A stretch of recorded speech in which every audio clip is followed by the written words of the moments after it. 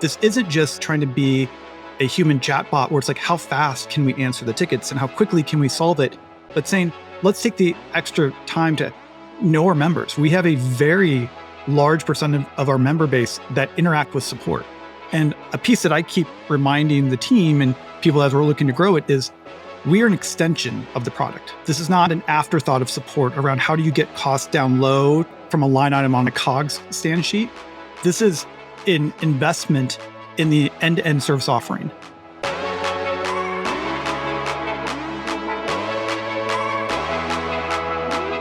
I'm Ben Grynol, part of the early startup team here at Levels.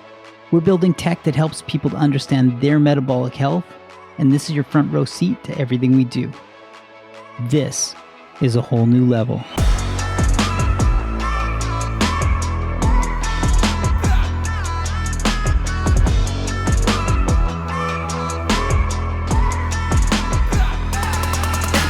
One of the most interesting, yet likely nerdiest things that we could talk about on this podcast is the idea of scaling operations.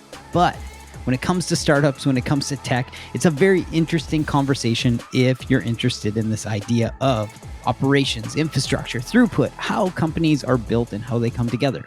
And so for Chris Jones, head of member experience, and Michael Mizrahi, Miz, as many of you know him by now, Miz is head of operations. The three of us sat down and discussed these phases of building out ops at Levels. There's really been 3 phases and we're now entering the 4th.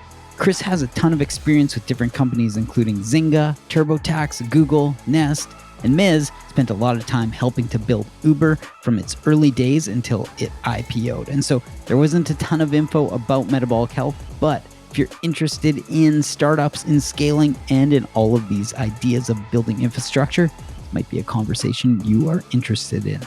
Anyway, no need to wait. Here's where we kick things off.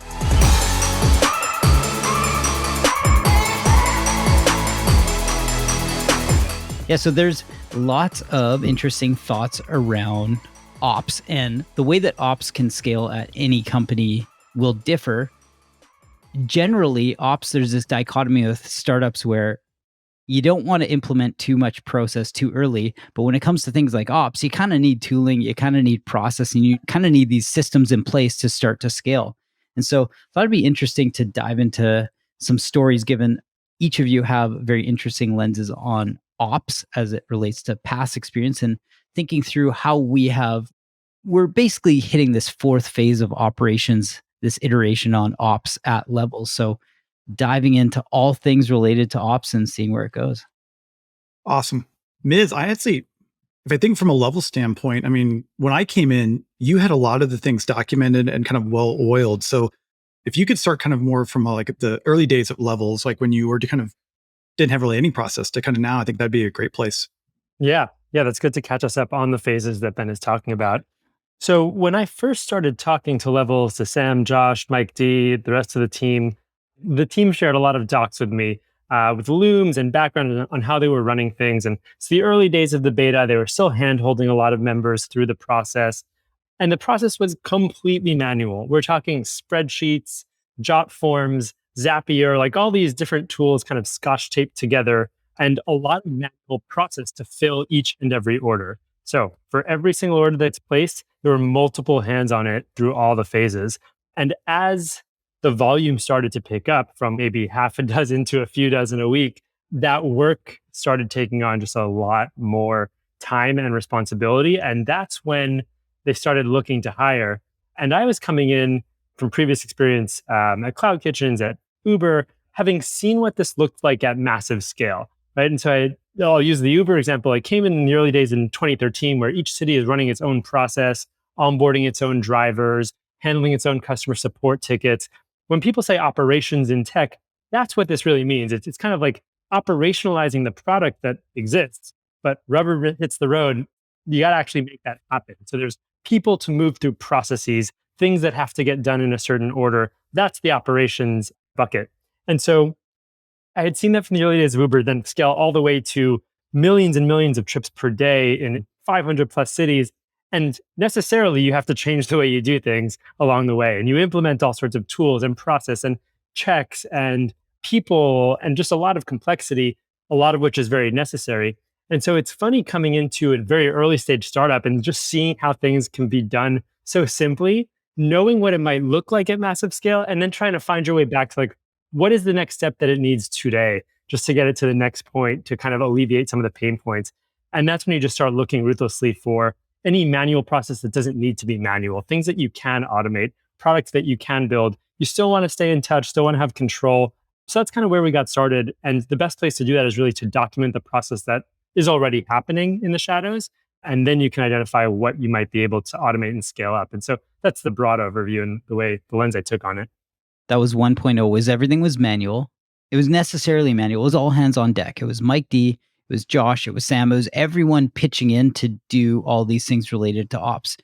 The interesting thing is, you don't want in ops or in startups, you don't want to be at some perfect state. Like you don't want to design for, hey, we've got all this tooling, because you're spending time unnecessarily because you don't really know if you've got traction. Like if you're doing 10 orders per week, the more efficient thing is to be manual. It's almost like an option, like knowing when's that option, when you're going to exercise your option of like, okay, we're at 50, we're at 100. Where is the bandwidth constraint where throughput is suffering and more time is spent doing manual things than necessary? And so we'll call that 1.0, and 2.0 is when you started operationalizing at Miz. 3.0 is when Chris came in and started implementing some KPIs and some analytics around ops. And then now 4.0 is a lot of scaling, experimentation, and testing. So we'll go through all these different phases and talk about them. Well, yeah, you got phase one, that's the manual days where you want to have tight control. There's so much variance where like introducing process doesn't make sense. It would be a fool's errand to introduce process at that point because things can go in so many different directions. Phase two is, I think, starting to bring more people into the mix. And so all of a sudden you have a need for documentation and process that is somewhat repeatable. And so at this point, the team is, I think, Mike and Mercy. And so Braden was our first external hire, probably fall of 2020. And things had to be documented so that Braden could start running with it, right? And so previously, if you had let's use a support response as an example, we did SMS. So people could literally just text a number and Mike or Josh would answer. Saturday morning, Sunday night, Friday, whatever it was, you could text us, which was really important for that relationship with early members. You could also email us, but you can email help@levels, or you could email Josh at Levels or Mike at Levels. You could call us because we put our phone number on stuff and people just were able to answer the phone. We had an email tool for help called Zendesk. And so the long story short here, many tools, many services, not one place where conversations are happening. And so that first step is starting to consolidate all of these different tools and simplify as much as possible so that there's one place for all customer conversations to happen, so that you're not getting to the point where Ben writes into Levels and has a question about applying his sensor, and Mike needs to know that Ben also texted, oh, I already got that, that's handled. That works when you've got a few members and you're the only one doing it. It doesn't work when you've got dozens of members, hundreds of members, and beyond. And so that was step one, is let's get everything into one tool and build. And from there, we can have a shared platform, shared foundation, shared visibility to then start layering on process and standards of doing things in the same way. And so that was kind of the first step there. Just to kind of fast forward through the rest of the steps of phase two, documenting all of the process, establishing standards and guidelines. You don't want to put in like a heavy-handed refund policy with no exceptions. Let the team use their judgment. Things are going to be different. Things are going to go in different ways. Let's have the principles of what great support and service looks like. So that's that phase. And then the team starts growing and you need to be able to repeat that with multiple new hires and bring them into the mix. Along the way, you can start standardizing some language, but we're really talking about standardizing support here. But there's things that you want to avoid overdoing, right? It's still a small company. We still know our members deeply. We're not trying to build a call center for Verizon. It's a very different kind of business. And so making sure that we keep some heart in it and that we make sure that we understand what we're doing, why we're doing it. And behind the scenes, start building the process so that if someone places an order, their order should be able to get shipped and out the door without someone needing to copy and paste their address into a different system and copy over details and shipping exceptions and all these kinds of things, and send a message that your package is shipped, here's the tracking information. We're doing all this manually when these are things that can very, very well be automated. That doesn't take away from the customer experience, the member experience. You can still have a great member experience by automating shipping, delivery, emails, and arguably it's better because they're more timely They don't have to wait until someone gets through a queue. So all that long tail processes is probably the rest of phase two as we've defined it here. I think about when I started, I was a bit shocked in a good way of how much documentation there was in place for a company of this size. When I came in, there was 3 support specialists. And normally at a company that size, it'd be like all tribal knowledge, all like, oh, I just know how to do this, and maybe 1 or 2 things written down. So the fact that, really hand it over to Ms. and the team for, hey, because of levels, let's document things, let's put the work in now. When I'm coming in and asking questions like, how do you issue a refund? How do you track an order? Like, oh, here's a loom, here's a place to go. And I was like, wow, this is incredible repository. Things that I sometimes wouldn't even see at very mature installations. Like, I happen to know some of the guys building the Verizon call center. And sometimes you get into the, wow, even just the little things go a long ways, even when you're a small team, and it matters. And Ms. hit on a couple really interesting points that we try to still continue to iterate on as we kind of get into, I guess, phase 3, is there are certain things where we're looking for efficiencies and to optimize and saying, where can we be more efficient with tools like a text expander of like little safe snippets versus rewriting the email every time and spending 5 minutes when you're writing the same thing of like, hey, can I take my sensor into a sauna or a spa? That is very kind of cut and dry, us getting more efficient on that. But there are also areas where we want the team to slow down and make sure that we are, we're still human and we're listening to the customers. And this isn't just like trying to be a human chatbot where it's like, how fast can we answer the tickets and how quickly can we solve it? But saying, let's take the extra time to know our members. We have a very large percent of our member base that interact with support. And a piece that I keep reminding the team and people as we're looking to grow it is we are an extension of the product. This is not an afterthought of support around how do you get costs down low to really from a line item on a COGS stand sheet. This is an investment in the end-to-end service offering. It is just as important. And a lot of the lessons where I really first probably felt that was running up a lot of support at Nest, where people like Tony Fidel would actually say how every word in an FAQ, every kind of thing, how we show up is a reflection of the brand and of the product and product experience.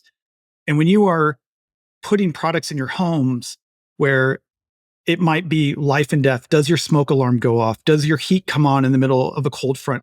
That matters. Like lives can be on the line. And to have our frontline people remember that of like, there could be a baby crying that's in a cold house and there could have a smoke alarm that's going off of like that type of empathy. And similar with people, like we're asking them to put a device in their skin or they get worried of, hey, I have a reading. Should I go to the hospital, see a doctor? Like, your health and your information is very personal. And we need to make sure that the team they're able to automate the things where we're not adding value and spend more times on the things that are by listening to the members and actually taking a pause and not just see how quickly can I work the queue and get through it. Yeah, you touched on some really good points there about keeping perspective in mind and just being human around all of this. This isn't about ruthless optimization of metrics and service level agreements and hitting the targets, because like we could do that. Our structure would look very different and our results would also look very different. And we might save a few bucks, but it's the wrong phase of the company to start over optimizing in those areas. And that's not the brand and the relationship that we're trying to build with our members. And so keeping the goals in mind is incredibly important, especially in this kind of industry and function where it's probably easy to go overboard and do this the wrong way, so to speak. Yeah. Let's challenge the one point that you made, Ms. So that being at this phase, right? So the challenge is, to Chris's point, there were some interesting experiments that he's run and continues to run, and it's around latency, right? Like how quickly we answer. One of the things that has surfaced time and time again is people will say, Levels has unbelievable support. I feel so supported. And then the opposite side is, I know there's a human on the other end, but it feels like I'm speaking to a robot, because it's the dichotomy between being efficient and having snippets so that you're not spending time. We'll call it wasting time. You're not wasting time on transactional things, i.e., what happens when my sensor is in a sauna? Like somebody says that line and we've got a snippet. Like that is a transactional thing where a snippet is great. But when somebody sends in something that you need to decipher the meaning, like what are they really asking here? And there might be 3 questions where the lead is somewhat buried and they want to know that somebody is being empathetic on the other end of that message. Whether that's answered in 5 minutes or 2 hours, what you found, and maybe you can touch on some of those things in the experiments, is like the satisfaction actually goes down when it gets really quick because it starts to feel too transactional. And so why don't you go into some of those learnings? Because Miz, this is the challenge on what you had said is like, we pride ourselves in having unbelievable world-class support.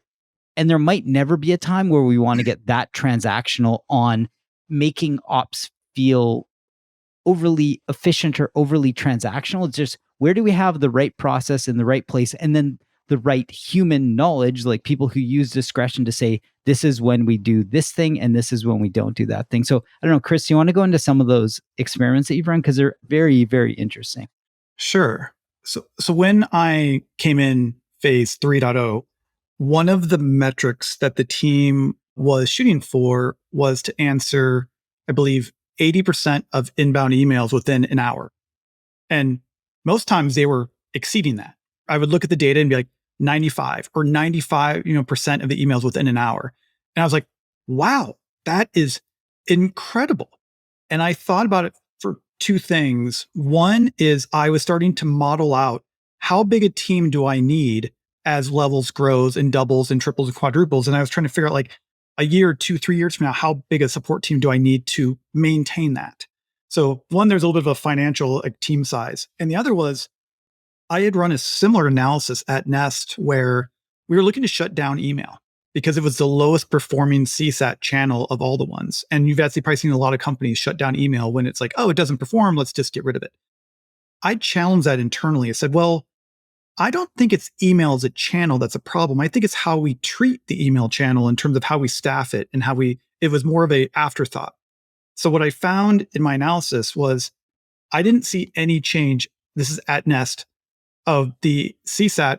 If you responded within 5 minutes, 15 minutes, an hour, all the way up to 4 hours. And then after that, I saw a slow decline of CSAT, like hour by hour, where I could now model if I staff of a service level of 24 hours or 12 hours or 6 hours, the impacts to CSAT over time just by kind of moving it up as more like text messaging versus email, where we've trained the people, email, you're going to get a response in 24 to 48 hours. So people have a low expectation coming in.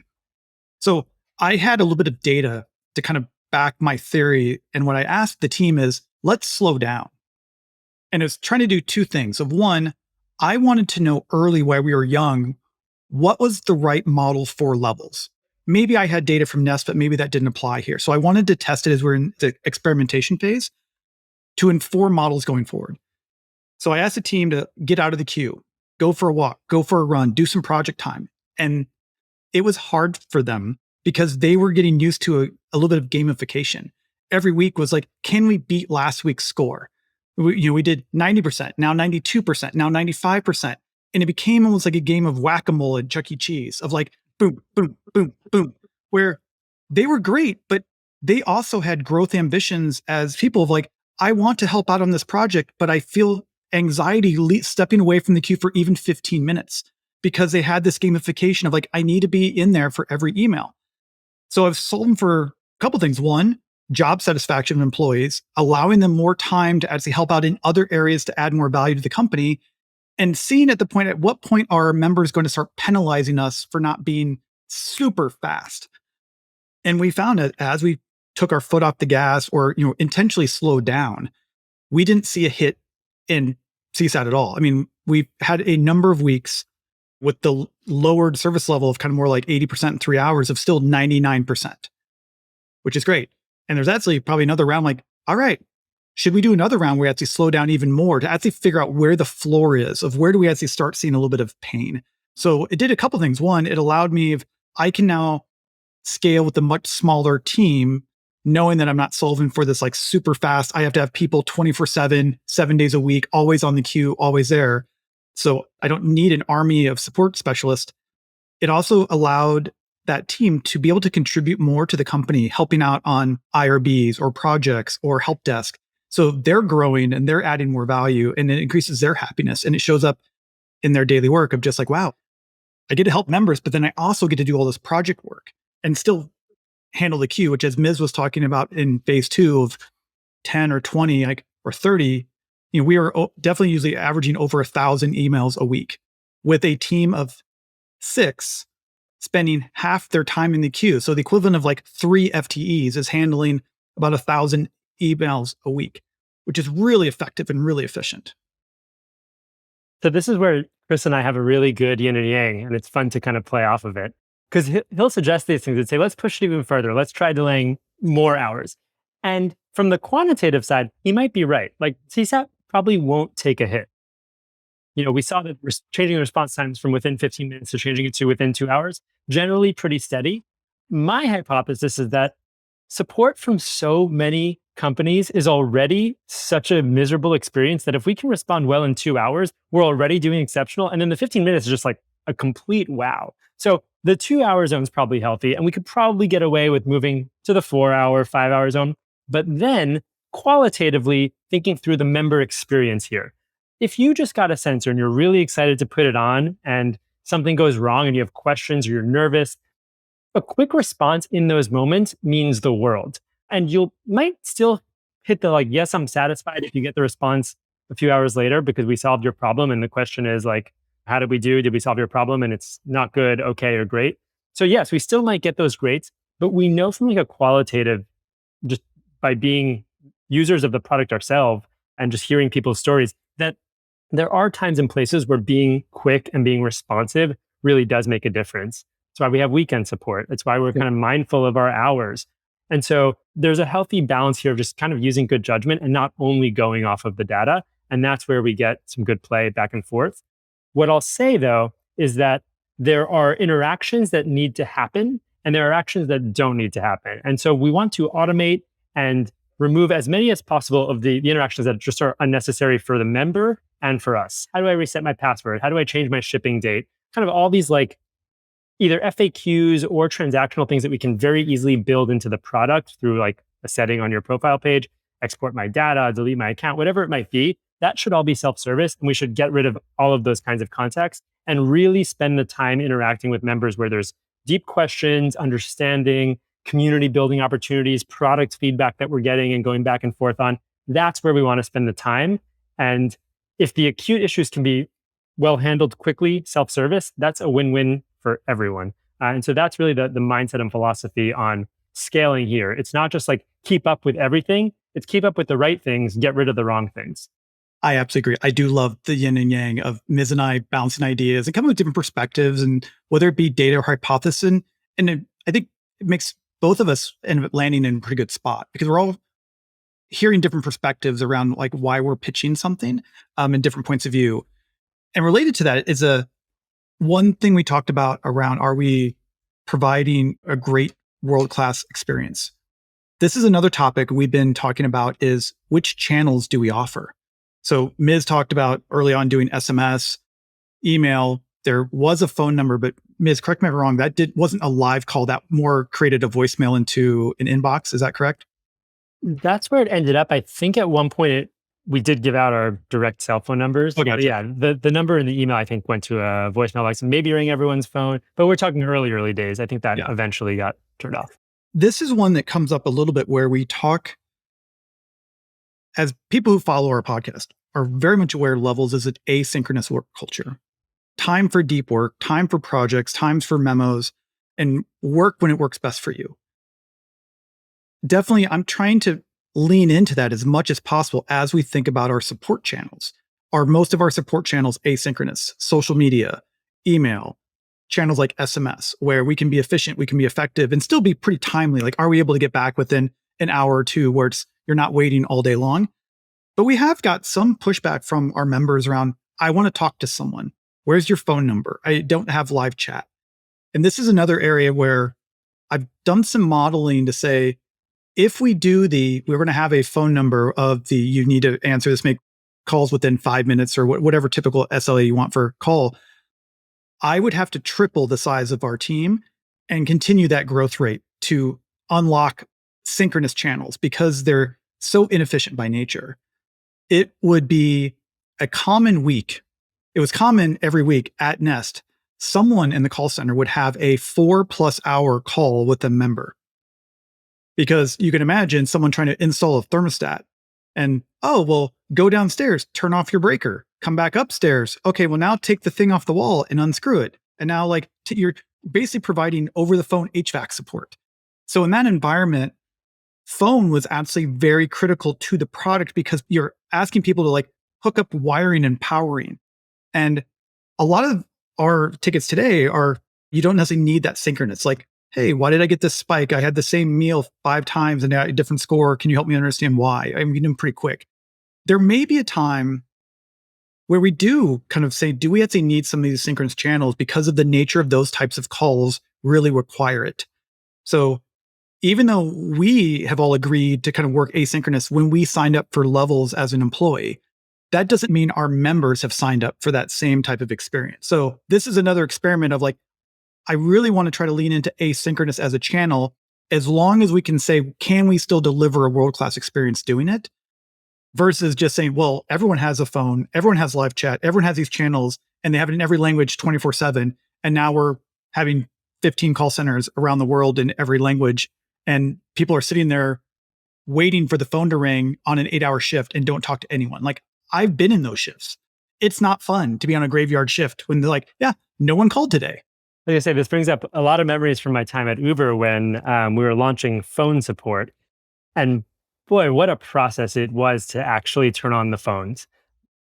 Different kind of business, right? So there's a lot of real-time issues that happen where someone gets into a crash or there's an incident, and people want to be able to pick up the phone and talk to someone. And it's not even about the fact of whether or not we can do something. It's just having someone to call matters so much for trust and for just the relationship in general. But yeah, it's very, very hard for large organizations to turn on phone support because it's very, very difficult to plan for, to capacity plan for, and to manage. And if you get it wrong, it's extra painful. You have these stories of leaving people on hold, of not knowing how to solve a problem in the moment, right? The agent can't really like ask for help. They've got to solve it in the moment. Otherwise, you're putting people on endless hold. You've got phone trees. You need a way to verify the customer because they're just calling up a random number and saying who they are. So you have the whole your customer verification processes.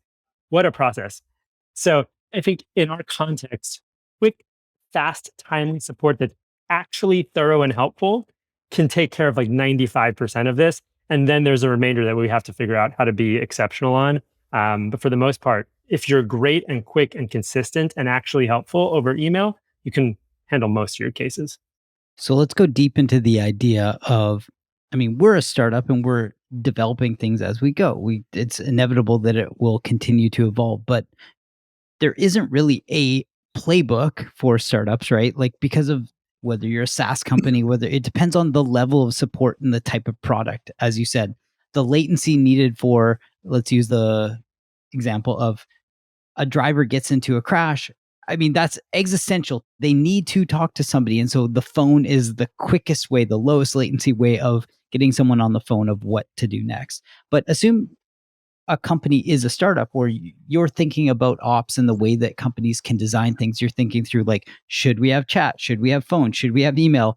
Should we have SMS? Should we support digital platforms as far as like engaging and answering questions there? If each of you are thinking through, what would be, I guess, some advice or some takeaways for people who have startups, who are building startups right now, and they're sort of questioning like, should we do that or shouldn't we? What's your outlook on, like, do you minimize to one channel? Do you focus on the one that gives the most value? Because like, let's go to the extreme. Maybe phone is actually the most valuable channel for the type of business someone's building. And you're like, we're not doing email. Like, that's probably not realistic, but we're not doing email. We're doubling down on phone. And here's the number. What's sort of each of your outlook on like giving advice to startups that might be thinking through building out their ops infra right now? Oh boy. On the spot, Chris Jones. Yeah. On the spot. I don't want to use the default of it depends, but I would say try them all, because it's one thing to say, oh, I watched this podcast and here's what Levels does, so I'm going to do that. Or here's what Amazon does, I'm going to follow that. What I found is every company I've worked for, even the companies that feel like the same size, the support experience is unique and special, and how they treat it and the value they get and how it drives the business. So there's a little of having to know of what's the most important thing for your business? Is it that product feedback? Is it quickly finding bugs and errors and as that flywheel? Or is it just, hey, we want to use this as a marketing thing of like, hey, you have someone, the white glove service, and that's really part of your product offering. So I would say try it. I mean, just as Miz said, hey, we put a phone number out there. We tried SMS, or you do experiment. I mean, Miz can probably talk to this one around like when you have an email form versus like a live chat form side by side, which ones do your members use? Is there a different type of question? I know we saw this within Nest as we had all of them. It depended upon which channel drove a very different top drivers list. So you can imagine people where it's like, I have an order question, an order status, email, email, email. People like, here's my tracking number, where's my product? Or where's my refund? If it's the, I'm installing something, phone.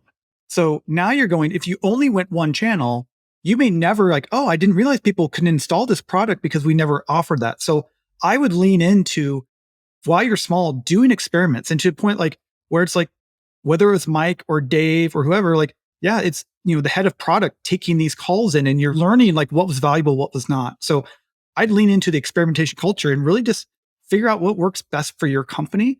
I don't claim that there is a right path or a wrong path, but there's a what's right for you. And I agree with Chris in the experimentation side. I'd say it really depends on phase. I would start wide at first just to like figure out the basics in very early stages. And then I think my position and advice would just be like, simplify as much as possible. Get really, really good at one channel. And then once you built out the processes, once you have a plan for how you're going to team members and actually keep up with the volume and understand what issues come up, where you have escalations. Maybe you have a business that has a lot of fraud and chargebacks, and that becomes a big function that you need to build out. Spreading that out over channels becomes really messy. At least I've seen from some peers and companies I've helped out along the way. And so simplifying as much as possible so that the processes are crystal clear, that everyone knows how to handle everything. And then you can experiment with turning on some of these other channels once you have some confidence that you can handle it and that your members or customers are asking for it. We, somewhere along the way, turned on chat within the app. So we use Help Scout, and Help Scout has a in-app beacon where you can read the articles. You can then have an option to get in touch, and you can either send an email or start a live chat if someone was online. And we found that the live chat actually wasn't heavily utilized. And when it was, those are things that could have been ending up in emails anyways. And a lot of the times the chat gets abandoned and becomes an email conversation regardless. And so it didn't make sense to keep staffing for real-time chat because you do have to respond within a minute of someone opening a chat, which is very different from getting an email and you can respond in 5 minutes. And so the demands on the team are just so different. Almost every platform today in the customer service space is going to give you this like multi-channel, omni-channel, every single kind of way to get in touch with us. We'll pull in your Twitter mentions, your Facebook mentions, your Instagram DMs, your in-app chat, your web beacon chat, your email, your phone. Keeping up with that is, I think, very, very difficult from a process standpoint, from a training standpoint, and just kind of like a quality perspective. So yes, find the channel that works for you and then stick to it, and then you can layer on. But I think simplifying process and actually focusing on solving members' problems or customers' problems is the priority, and finding the best channel to solve those problems consistently, and then moving from there. So we're somewhere along that route. We've kind of landed on email for now, but we get DM to Instagram. Like, how much do we support there? At some level, you have to be visible. We can't just like close the DMs and not answer any Twitter mentions. There's some level of engagement that's important. Bucketing support specifically, if we're talking about account issues or order issues, funneling those to the same place that they're tracked and measured and follow a consistent process is super important. Yeah, there's nothing more anxiety inducing than whether you're big or small. But if you're small, let's assume small is 2 people doing support, right, at a startup. And you've got all these channels open, and it's just like a fire hose of information, ding, ding, ding. And you're trying to be focused, but you can't because it's being reactive. And where it gets really challenging is when you need to triage information in the future, right? Where did I answer Billy's question? Like, was that on an Instagram DM? Was that on like not having a centralized place where it becomes it becomes a source of truth, right? And knowing and like training, that's a big thing too. When you start to get into volume, like a lot of volume coming in, training everybody who is on the front lines of support to say, when you get questions through channels that are not the centralized source of truth, that have to do with things like order status, that have to do with things with customer information, politely redirecting that to, we want to support you. Can you please email this channel so that we can make sure that it is tracked and that like the loop is closed on it? Otherwise, you get these open-ended things where people get more irate. As much as that can cause tension sometimes, it can cause people to be more irate where they're like, wait, I was in the middle of this DM and you stopped because you had to go to some other thing because you've got too many channels going. So it's one of those tensions that is really hard to solve, but knowing that you are supporting people in enough channels, but not so many when you're small that it's like you're causing your own internal inefficiencies, if we want to call it that. We should dive into one thing here, which is this idea of 3.0. So that's when Chris came in. That's when we started getting more rigor around reporting, analytics, doing weekly deep dives on everything happening in ops. And this 4.0 is this idea of starting to operationalize everything that happens on digital and bringing it under ops, because digital, let's define digital, that being like any social platform where we have a presence. We've got enough volume of inbound comments and information that they're not just the thumbs up, like +1, I love this thing. They're like these deep, meaningful things saying, I have a question about either metabolic health or my sensor or. And if that's not supported, that can be a really poor customer experience. So we're just at this point where we're starting to operationalize that as this channel that everything is aggregated and then it lives under the pillar of ops so that the support is there. So why don't we go into this idea of like 4.0 and why we're currently doing this? Because the volume, without a doubt, it exists on a daily basis. I mean, I'd mentioned earlier, let's say we're getting 1,000 emails a week. Sometimes our volume from social channels can actually be higher than that. So your point of like email might be our primary channel, but as we put more content out there, we are naturally causing more people to be talking about us on multiple platforms. So you brought up a couple things. One, we want to make sure we're staffing it with people that are knowledgeable to be able to help people. It's not the, hey, let's hire someone that just does social for more of a engagement, but more like people that can really help answer people's problems. So is the type of person we put behind the DMs. Two, we also looked at, from an experimentation, what type of tools should we use? And there was some experimentation of someone like Mercy might say, oh, I'm going to log into Instagram, into Facebook, into Twitter, into YouTube, because the native experience that she was responding or what she could do with it might be better. But then Matt said, well, let's experiment with the tool like more like Sprout Social. Like if we bring that all into one central place, like we did with Help Scout, does that provide more efficiency, more analytics, more ability for us to see easier what's going on? And we're kind of landing sometimes in the middle. Like there sometimes are areas where the native tool allows a richer conversation around that person can do on that platform, bells and whistles, than what they can't do by having it all in one place. So today we don't bring social media and DMs into Help Scout. We could, there's likely integration. We said we want to have all of our data in one place, but we're like, is that really the best thing for our members in the conversation? And is it really going to be a better experience? Or is it like, yeah, now we're solving for just, having all data in one place and we've actually watered down the experience. So as people go through it, you're always trying to balance the efficiency, the experience, what each tool can do. But for us, I mean, Ben, as you know, like social is a big lever for us and we get a lot of volume. And sometimes definitely from a DM, we want to make sure we are staffing that when someone's reaching out of like, hey, Levels, I have a question. We want to treat that just like we do our email channels from an SLA. Now you get into where someone mentions us. They're not DMing us, but to what degree do we amplify the conversation or respond to it? This happens a lot on our Facebook group. People are asking questions around like, hey, can I take my sensor in the sauna? And this is a little bit of an experiment for us where we say, well, to what degree does the community actually help each other out? So what we actually find is most times it's not a bunch of questions that we say, hey, are going unanswered, but it's other members helping other members of that flywheel of like, wow, this actually is a great source of knowledge where maybe I don't have to have a team that's always checking every post in Facebook and answering just like they would a DM. The community is kind of self-solving. So it is interesting, that kind of experiment of like, to what degree are these micro communities, whether it be on Instagram or on YouTube or on Facebook, are they helping each other out which is really where we would love to get it, because that's a lot more leverage of members helping members. But sometimes we need to be there as a backstop if it's not happening. If there's a lot of questions coming up on whatever platform and people are going, hey, I still have this question and no one's helping me, we do need to lean into that to make sure they're getting the help that they need. For providing some context on it, and this is a bit anomalous, but on YouTube alone, on that one David Perlmutter video, the one that Dr. P and Casey did, as of right now, there are 907 comments on it. So you go, cool. Let's imagine the scenario where in some startups, depending on the volume, the digital team, whomever is in charge of social or digital, will take care of the engagement. Take care of the creation, the distribution, the analytics, the engagement.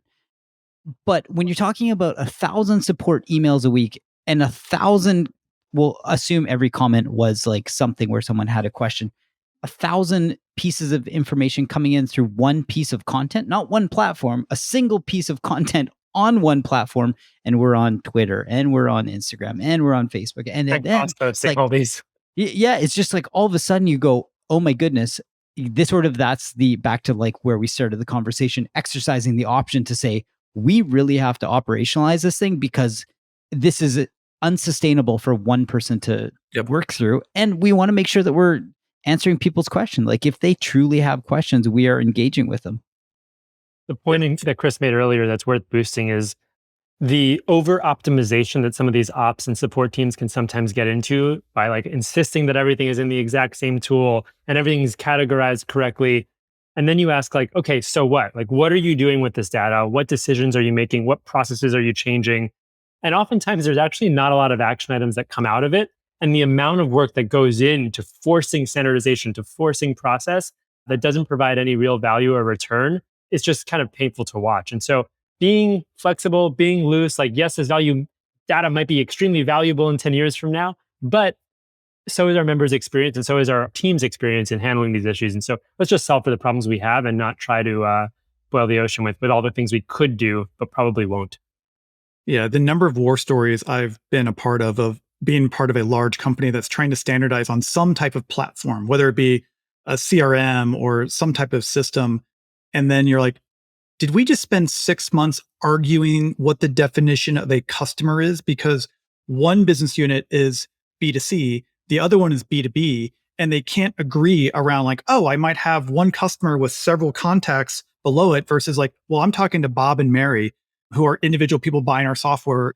And I'm just like, to your point, going, why are we even doing this? And it's like, versus like, oh, well, some executive says we should have all of our data in a single spot because it will enable better tracking, better like 360 who uses all of our products. And you're like, are you really solving for an edge case of that 0.01% of someone that happens to be a business owner and an end customer using multiple products from us because we're tons of brands and products? And then the amount of internal effort it goes just to get that thing up and running to actually being in a worse spot. You're like, well, now we're kind of migrating to the mean where all those cool features you had for a B2B versus a B2C, like all kind of go away. And I saw some of that, I'd say a lot of that at Google, where they build very scalable solutions. As Miz mentioned, Uber, like, they're probably sitting with 20,000 agents across all these vendors. So for them, they are all in one tool and they think about scale all the time. It's what they do of like, will this product support 1 billion users? Like that's just how their mind works. So when we were coming in from Nest of a highly customized interface around, our agents could see the settings you had in your Nest thermostat to be like, the reason why your HVAC's not coming on is because you didn't set it to hot versus cold. And I can actually see your config settings with proper sharing permissions and opting in to respect privacy. But the agent's ability to really troubleshoot that because they can kind of help them and see what they're seeing versus of like, no, the big central tool doesn't support that level of customization. Therefore, you have to ask the customer all this data. And that's why the calls can take 4 or 5 or 6 hours versus some of the context. Like, can you provide context to the front line around what do you know about this member? Obviously you don't want to be, creepy and want to respect their privacy, but do you know where they're coming from? If they're coming from within your app, do you know what page they're on? So you can anticipate of like, oh, you're coming from the My Data page. I can almost likely guess what you're going to ask me before you even ask the question, just based upon where you came from. Kind of like, like a referral URL of like, hey, which podcast is driving the most volume to our support side? Like that tells you a lot about that person's coming in and their intent. Same thing with where they're at in your product experience of like, what can I infer and kind of tee up or even offer, tailor the self-service, to be more personalized based upon what you know around what they're likely trying to solve. Our secret context machines today that are able to do that are the exceptional people that have joined our team to be the front lines and to connect all those dots and to understand how everything works. And we can do that really well with a team of, let's say, whatever we have, 6 to 8 people. The ability to do that with 20,000 agents gets so much harder. And that's where you need to build context and present that all to the person responding so that they can understand what they're doing and understand what they're looking at.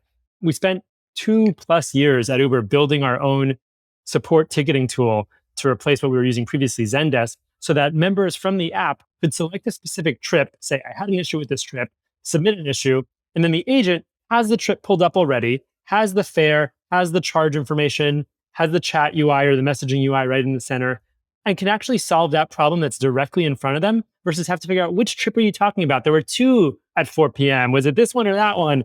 And all of that work that makes customer service so miserable, you can solve those problems, but it requires that you then put the work onto the rider, the customer, the member to select the exact issue correctly. And when that goes wrong, it breaks the whole system. And so our secret power today are exceptional people who are really smart and talented and really good and empathetic and can connect all the dots. Someone's writing in from a Yahoo address, but they can't find their account. Search the name on the Gmail address. Try and connect the dots and just be really, really proactive. And great people are what let us do that today. I fully agree. And one thing to add to that is where you can hire people that are just as passionate about the product or the service you're building as the rest of the team. So everyone that joins Levels is like, oh, I love your mission. And the amount of people that are applying for the current opening job, they're like, how do I be part of this team? I've been following you guys. I've listened to every podcast. You want brand ambassadors on your team that are pushing your brand forward and advocating because they really believe in what you're doing versus just, oh, let me go find someone who's really good at support and can find an FAQ, can navigate tools. They're going to work the queue good and they're going to do a good job and they're likely going to get good CSAT. But it's the harder problems or eventually it's they're going to say, this is a job. It's going to be like flipping burgers. Yeah, I've seen that case over and over again. You want people that want to make the product better, make the experience better, make the tools better because they feel part of it. And that becomes harder as Miz and I have found out, when you start scaling towards, especially when you bring in a BPO vendor and scaling, I'm going to generalize, most of them this is a job and show me the FAQ, show me the steps. I will repeat it and follow policies and follow procedures. And all I call BPOs are very good at if you have a process, they will follow it to the T. But their ability to kind of go above and beyond or to, to think what else can I do and go really connect with that member is more of an edge case. It doesn't happen nearly that often. They are much more almost lightweight chatbots of they are decision tree. If this, then this, do this. And they are very good at that. So if you have a mature business where it is a very repeatable process and there is a step and you're not to waver from the step, that is a great time when you want to say, is a BPO willing to go where it's I can't really automate this. I need to do it with humans, but I'm trying to keep the cost fairly low. One subtle point that's worth adding here is that this isn't to say that we don't build process and we don't kind of improve things along the way. But when you have people building process that understand the issues deeply and can be empathetic and understand the complexity and have seen the issue dozens and dozens of times, the process that person will build to automate or fix this problem will be very, very different from the smartest analyst coming in, looking at the problem and trying to solve it. And so there's value in kind of hiring correctly and building the right culture and focus of the team, because the processes that you build when you do have to scale will be better ones that better serve your members and that better serve the company and the brand and the product. And so that's why that matters particularly. Another one I'm thinking about from context for helping is a couple of examples I've seen in practice. When I was at TurboTax, most of their call centers were overseas. People that had never filed taxes in their life.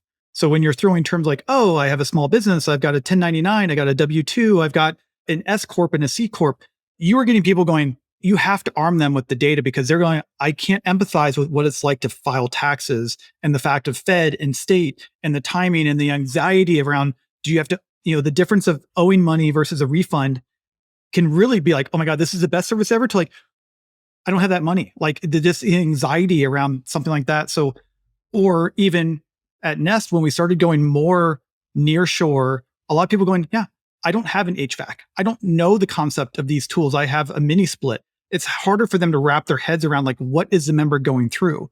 So to the degree that you have people that you're hiring that, I mean, one, obviously at levels, we have everyone using the product to the degree that we can. Like that way they can like, oh, I had that same issue. I know what you're going through when you ran into that. And they can really have that deep empathy, be of like, I got that low and I know how I felt when I got it. I can just imagine what you're going through versus it being like, yeah, I don't know what you're talking about, like a low reading. I don't know what you're experiencing. I can just kind of read this FAQ. So you don't always have that, but to the degree that you can hire teams that really relate to the product and service you're doing because of, yeah, like I've got smart home devices. So like when you're talking about, hey, the Bluetooth drops, like, yeah, I can relate to that and be more empathetic and with better solutions.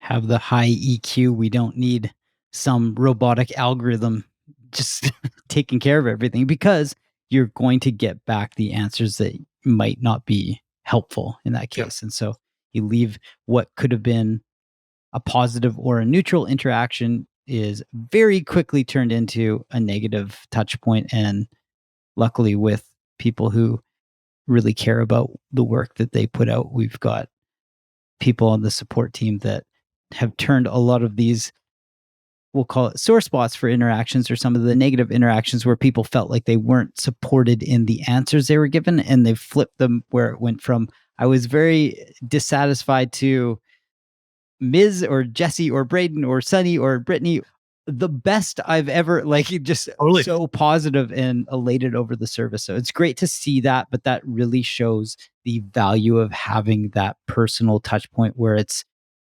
hey, we're here to help you. We really do want to help you. And people understand that because there's almost this apologetic nature where we don't keep hammering when like people have that EQ where they look at the response, they say, I don't feel that I'm solving this for this person, so I'm going to figure out how to solve it. And even though we don't have phone, it's sometimes maybe having a phone in that case would help to resolve that, where they can hear the human on the other end. But we managed to do it through text-based communication, which is, or even actually, I shouldn't say that, through Flanagan did it the other day where he used a loom, right? Yeah, Like, totally. hey, this is a human on the other end of this thing. Here's a video, here's a sentiment. And I think just the way that we're always sort of pushing these tools to flex in the ways that they're needed allow us to give that support in a very different and meaningful way. So we'll see how we can scale all this as we continue to grow. That is the magic question. How do you scale it?